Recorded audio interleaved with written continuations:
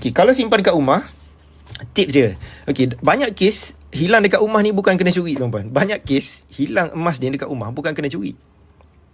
Sebab emas ni kalau simpan dekat rumah, dia kena simpan di tempat yang orang tak terfikir lah. Orang tak terfikir. Almari baju tu bukan tempat yang betul untuk orang simpan emas. Sebab kalau berlaku pecah rumah, penyamun dia akan pergi selongkar almari baju dulu. Almari baju, itulah tempat orang simpan barang berharga. Sebab saya pernah kena penjara, dan saya pernah berkawan dalam penjara tu dengan perompak-perompak dan penyamun. Saya tanya macam mana dia buat kerja, kat mana dia punya target. Itu jawapan dia. Bukan seorang, banyak orang dia jawab, jawapan dia sama. Jawapan dia sama.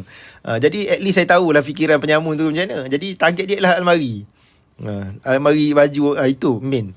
Jadi simpan di tempat orang tak terfikir. Tapi selalunya hilang sebab dia simpan banyak tempat yang orang tak terfikir. Akhir sekali dia pun tak terfikir. Banyak hilang sebab tu. Jadi simpan di satu dua tempat yang orang tak terfikir. Yang kedua, kena bagi tahu kepada ahli waris. Suami selalu bagi tahu kepada isteri. Isteri selalunya tak bagi tahu suami. Dia akan bagi tahu kepada anak dia lah apa semua. Jadi itu cara yang selamat kalau tuan-puan nak simpan dekat rumah lah. Kalau tak, pergi simpan dekat safe box. Sesuai tak simpan beli safe box peti besi letak kat rumah?